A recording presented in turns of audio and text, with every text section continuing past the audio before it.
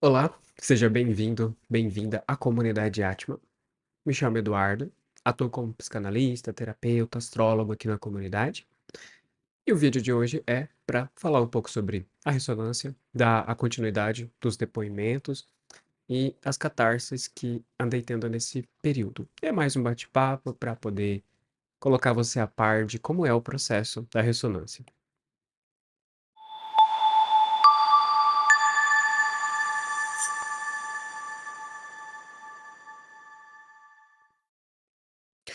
Bom, eu já sou usuário da ressonância, deve ter uns 5 anos. Tô na 12ª onda já. E claro, se for contar o tempo das ondas ali, eu acabei demorando entre uma e outra algumas vezes, era para estar fazendo mais, mas enfim, a gente faz o que dá, né. Bem, para quem não sabe, a ressonância é uma ferramenta desenvolvida pelo Hélio Couto, tem o propósito aí de expandir consciência, trazer aquilo que nós buscamos ou precisamos no momento. E aquilo que eu sempre coloco nos pedidos lá é ter amor pela humanidade, né, então esse é o pedido ali, é isso. Bom, dentro disso, nessas últimas semanas, andei tendo outras catarses, outras maneiras de entender a vida. E assim, existem alguns processos da vida que são curiosos, que todos nós passamos, mas cada um encara isso de um jeito diferente. Por estudar astrologia, ano passado eu já estava começando a entender ali que esse ano seria um ano de superação. Então, haveria de acontecer de sermos remetidos ao passado para vermos o que precisamos perdoar, né? Então, quando nós vemos uma tendência na astrologia, eu particularmente gosto muito de ir em redes sociais, Facebook, Instagram, TikTok, e por aí vai, para ver como que as pessoas estão reagindo a essas vibrações, para que eu consiga entender também como eu vou falar com o consulente, né, para ter aquele tato. E nesse fenômeno vamos dizer assim, da catarse do passado, é esperado pela natureza, né, que nós entremos em contato com o passado, que a gente veja o que aconteceu, onde eu me machuquei, para que eu então transforme isso.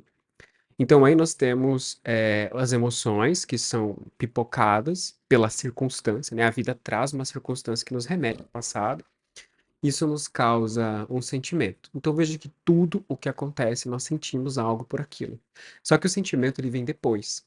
Então se eu te digo uma palavra, um alimento, pizza, daqui a pouco você pensa na pizza, já vem o sentimento, gosto ou não gosto. Fala de, brócolis, aí você já vai vindo também. Então é a mesma coisa, a vida monta o cenário que remete ao passado e isso já desperta um sentimento logo em seguida. A consciência, quando ela está madura, ela consegue enxergar esse sentimento e administrá-lo, né? Então, por exemplo, algo me remete ao passado, né? Uma coisa presente, eu lembro, crio uma ponte, vem o sentimento. Eu tenho que ver que sentimento é esse. É tristeza? É raiva? É medo? É tudo isso junto? Eu tenho que nomear esse sentimento. É para isso que a lógica, o nosso lado masculino serve ali, né? Para poder entender, racionalizar. Então você vê que é um equilíbrio. Não é impor a razão sobre a emoção de modo que anule ela, mas é das duas coexistirem. Então, quando você remete ao passado, lembra de alguma coisa, sente algo, e a consciência lúcida vai lá e explica, ó, é isso, a tristeza vem disso. O próximo passo seria classificar o que dá para se fazer. Então, assim, não posso mudar o passado, não posso mudar a visão do outro. Não posso mudar o que vai acontecer em relação a isso. Então me resta o quê? Mudar a minha visão do que aconteceu, né. Então, claro, eu não vou mudar a situação para me convencer de que aquilo não aconteceu, mas eu vou mudar o que eu sinto.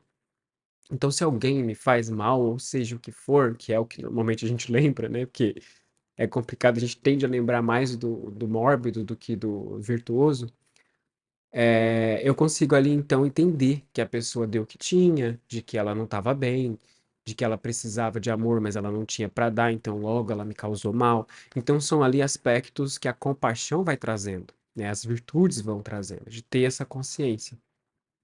Então veja que a vibração, mais densa, ela é macia, ela seduz, então ela tende a nos confortar, mas não é um conforto no sentido de consolação, é um conforto no sentido de vitimização. Isso é uma coisa que as pessoas adoram. Então a gente pensa, como que eu diferencio um conforto de uma vitimização? Vai pelo sentimento que se é sentido naquele momento. Se é um sentimento que tende a libertar, então é um conforto. Você está recebendo ali um descanso para poder retornar à sua batalha interna. Mas se é uma coisa que te imobiliza, te confunde, deixa seus pensamentos mais confusos, então aquilo é uma coisa mais pesada que tende à vítima, né, de sempre estar culpando o outro, terceirizando as atitudes, então, complicada. Então, diante desse cenário que a natureza está fazendo e vai continuar fazendo, né, de trazer o passado para nós, o que eu aconselho a vocês é: não entrem na peça. Vejam de longe como um teatro. Veja a vida acontecer, não mude as coisas, veja lá na mente, ah, aconteceu isso, aconteceu aquilo, mas mude a tua forma de enxergar. Porque esses sentimentos, eles vêm e eles são muito complexos, como toda emoção é. Se a gente entra no personagem e encarna a cena de novo, a gente remonta o padrão e tudo volta a acontecer de novo. Porque veja que o fato de nos entregarmos para aquilo mostra que a gente quer aquilo, que a gente está interessado naquilo. Então a vida traz uma experiência futura que continua aquilo que a gente está buscando. Então por isso que é tão importante ter esse distanciamento. Vejo o que aconteceu, aplico uma lei em cima, uma lógica em cima, seja um versículo de uma Bíblia, do Alcorão, seja um conselho de um mestre ascensionado, seja o que fizer sentido e que liberte daquela situação. Então aí vem a bendita da catarse, né? Eu compreendi o que aconteceu. Então, continuando essa questão do conselho, não romantize o passado, não trate-o como, ah, no passado era melhor, ou então, ah, o que aconteceu é imperdoável, é muito difícil de superar. Muda essa visão, né? Veja que o passado é um fardo quando a gente não faz as pazes com ele. E isso nos impede de ter experiências futuras melhores. Isso é lógico, né? Então, essa é uma grande catarse que eu tô tendo nesse momento, assim, que eu tô gravando esse vídeo. De lembrar das coisas ali de trás e ressignificar, deixar de enxergar aquilo como um peso. Então, nós enxergamos que essas experiências, por mais dolorosas que sejam, elas nos ajudam a ser fortes. Porque muitas vezes eu escuto também, né, histórias de consulentes que tiveram grandes problemas, e às vezes a pessoa fala, eu não sei o que que isso pode me ensinar. E a gente diz, olha, a começar que daqui para frente você vai ficar mais esperto, né? Você vai olhar uma situação, você não vai aceitar qualquer pessoa na sua vida, você vai ter um filtro, você vai ter critério. Então isso pode te ensinar. Por que que aconteceu o que aconteceu? Porque você não deu tempo de conhecer a pessoa, porque você não investigou, você não estava ali analisando, foi levado por carência, por desejos carnais, ou seja o que for. Então acabou aceitando o inaceitável sem perceber o que estava fazendo. Então, quer dizer o quê? Não tinha consciência. Então, é aí que nós entendemos, não havia consciência, então é ingenuidade ou ignorância, mas ainda assim aconteceu. Responsabilidade. É o que é uma coisa que eu vejo muito que eu sempre me lembro. Não tem culpado. A culpa não é dele, a culpa não é dela, nem minha. Somos todos responsáveis. Aquilo aconteceu porque todos nós demos um pouco de nós para aquilo. Então aí já cai por terra aquela vontade de comprar a carteirinha de vítima e falar que a minha vida deu errado por causa do que o outro fez para mim. Então, é um passo muito difícil. Assumir a própria responsabilidade, não ficar terceirizando, isso aí é complicado, né? Mas é libertador também, porque desenvolve a autonomia. Uma outra coisa também é, nesse caminho da espiritualidade, sempre me é falado muito isso. Tenha paciência, não exclua as pessoas, trate-as bem. E muitas vezes a gente fica meio confuso, fala, ah, então quer dizer que eu tenho que aceitar tudo que a pessoa faz, eu tenho que, sei lá, me desdobrar demais. Aí depende, é um mecanismo interessante que eu também compartilho com vocês. Tudo vai do valor agregado daquilo. Então, por exemplo, se você tem uma pessoa por perto que tá te dando trabalho, mas que em geral é uma pessoa bacana, que você vê que só tá tendo uma crise, tudo bem, mantenha ela no teu ciclo de amizade. Mas tem uma pessoa ali que tá te dando prejuízo. O que que é prejuízo, né? É esse sentido de tirar demais, oferecer pouco. E a gente até pensa, tá, a gente tem que fazer as coisas para o outro sem esperar nada em troca. Concordo. Mas existe uma diferença. Se eu tô fazendo uma caridade para alguém que eu não conheço, um colega, um vizinho, realmente eu não tenho que esperar retorno ou reconhecimento. Mas se eu tenho uma conexão de amizade com a pessoa, familiar que seja, a conexão é mais intensa. Então tem que ter uma reciprocidade para que a relação se mantenha, né? Então é diferente do que uma pessoa na rua ali que você ajuda. Você não tem um vínculo ali muito forte com ela, então não tem por que haver essa reciprocidade. Mas na casa de amizade já tem que haver. Então você tem que observar o cultivo que a pessoa oferece, o que ela agrega a você. Se você coloca na balança e chega à conclusão que ela traz prejuízo, que ela subtrai, que ela confunde, que ela planta discórdia, que ela tem inveja dos outros, que ela fica fofocando da vida dos outros, então aí você tem que parar e pensar: será que essa amizade é pra mim?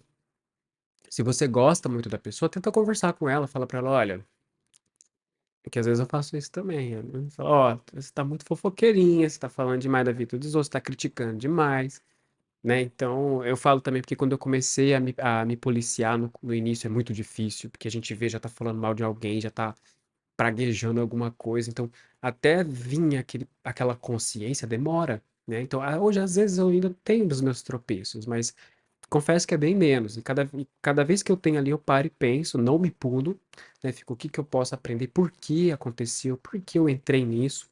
Então eu não fico pensando, ah, foi o outro que estava ali falando e me influenciou. Eu falo, não, eu tenho alguma brecha que permitiu que o outro entrasse. Então, responsabilidade compartilhada. Então, fazemos o possível pelas amizades que temos, pelas pessoas, mas também respeitando, né? Se ela quer isso, se ela gosta disso, se ela busca isso para a vida dela, livre-arbítrio, né? Então, segue teu caminho, eu sigo o meu. É uma coisa que eu também carrego muito comigo. Eu tô seguindo uma estrela, né? Se alguém estiver seguindo também a estrela, a gente se tromba no caminho. Mas se ela não estiver seguindo a estrela, então a gente não vai se trombar. É simples. Eu não vou ir atrás, ela não precisa vir atrás. Acontece. Então você vê que a vida tem um mecanismo próprio. E cabe a nós aí confiar. Porque depois que eu comecei a ter as catarses, ressonância, espiritualidade, confesso que o meu ciclo de amizade mudou muito, né? E a gente até pensa, ai meu Deus, saudade daquela vida. Às vezes dá uma romantizada, igual eu falei pra vocês, né? A vida que eu tinha, como que as coisas eram, o trabalho ali, a rotina que acontecia. E eu já tô consciente dos mecanismos da mente. A mente romantiza, a mente generaliza. Então eu não posso me deixar levar por isso. Eu tenho que ser realista e dizer, olha, teve coisas boas, mas também teve coisas ruins para balancear. Eu sou grato pela experiência, mas eu não desejo voltar a ela, porque eu não sou aquela pessoa que eu já fui, né? Então são contextos diferentes. E isso é a consciência que vai ali e diz: é isso.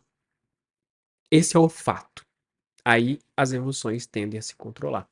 Igual a gente também fala para uma pessoa que tá muito emocionada, seja muito brava, muito triste, muito com muito medo. A gente fala, ó, dá nome a isso. Que sentimento é esse? A pessoa tem que reconhecer o que é. Às vezes a pessoa não sabe. Como que uma pessoa tá triste? Ah, ela tá chorando. Como que uma pessoa tá com raiva? Ela tá com cara feia. Como que uma pessoa tá com medo? Ela tá ali introvertida, por exemplo, ou reclusa. E como que você está? Ah, eu tô chorando, tô triste. Então você tá triste. Triste com o quê? Aí você vai fazendo uma investigação até que você encontra a fonte. Ah, minha tristeza vem porque tal pessoa não fez tal coisa que eu gostaria. Aí, tirando a situação, o que que tem por trás disso? Uma expectativa? Onde você teve essa expectativa lá atrás? Ah, eu tive porque tal pessoa da família traiu minha confiança, não estava presente quando eu precisei dela. Então aí você tem um padrão. E aí caberia a pessoa transformar isso. Entender que aquela pessoa que traiu a confiança dela não deu confiança a ela porque não tinha autoconfiança para dar. Então aí começa a iniciar o processo da catarse. Ela vai se desvencilhando dessas tramas emocionais, né? Só que para isso tem que haver vontade, né? Aí isso daí é crucial. Bom, pessoal, esse foi o vídeo então.